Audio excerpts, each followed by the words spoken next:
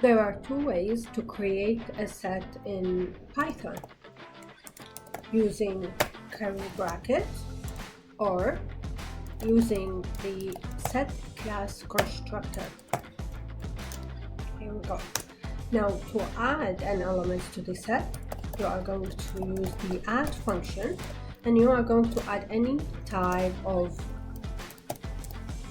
item. For example, now I added apple. Set accept non-homogeneous members, meaning it accepts a mix of elements. For example, I'll add here 4. You see that, and I'm going to print here this set.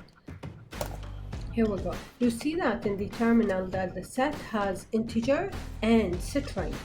Now to remove an element from the set, you are going to use remove or discard.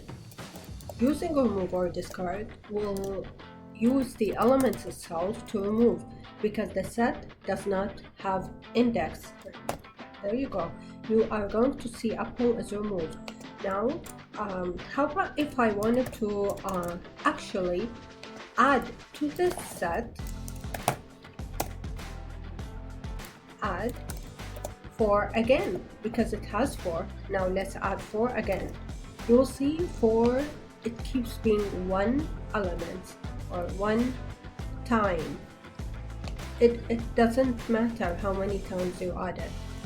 Also, I want to mention that add function and remove, it doesn't work on my set that is created by the curly brackets. In fact, we can try it here. My set.add 4 and run it. You are going to have compiler error. So now the way you add elements here, you are going to add 1, 3, 4, for example. Here we go. Thank you.